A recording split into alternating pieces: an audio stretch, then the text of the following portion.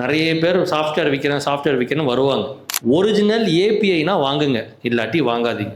நான் யாரையும் தப்பாக சொல்ல. வாட்ஸ்அப்பை மிஸ்யூஸ் பண்ணி, இந்த ஃபோன்லேருந்து பண்ணுற வாட்ஸ்அப்பை ஹேக் பண்ணி ஒரு லிமிட்டை தாண்டி அனுப்புறதுக்கு ஒரு ஆப்ஷன் கொடுப்பாங்க. அது 100 கோடி எய்ம் இருக்கவங்களும் அதை பண்ணாதீங்க. நான் வேற லெவல் நினைக்கிறவங்க அதை பண்ணாதீங்க. ஏன்னா திடீர்னு ஒரு 3 மணி நேரம் வாட்ஸ்அப் ஒர்க் ஆகாது, உங்களை பேன் பண்ணிடும். அப்புறம் நீங்கள் கஸ்டமர் கேருக்கு ஃபோன் பண்ணி நான் உண்மையானவன், என்னை ஓப்பன் பண்ணி நீங்கள் கேட்கணும். ஏன்னா யூ ஆர் டேக்கிங். ஏன்னா ஏன் வாட்ஸ்அப் ஏன் அதை பண்ணுதுன்னா, தம்பி உனக்கு பல்க் மெசேஜ் அனுப்பணுமா, நீ என்ன வாங்கு, ஏபிஐ வாங்கு. 100 பேருக்கு மெசேஜ் அனுப்பிச்சுக்குவியா, குரூப்பில் இருக்கணுமா, நீ நார்மல் வாட்ஸ்அப்பை வச்சுக்கோ. அவனே அப்படி பிளான் வச்சுட்டான். நான் பார்த்த வரை, சாஃப்ட்வேர் ஜேர்னிக்குள்ளே நான் வந்ததுக்கப்புறம் சொல்கிறேன், நான் பார்த்த வரை வெறித்தனமான சாஃப்ட்வேர் பில்ட் பண்ணக்கூடிய கம்பெனி வந்து மெட்டா தான்.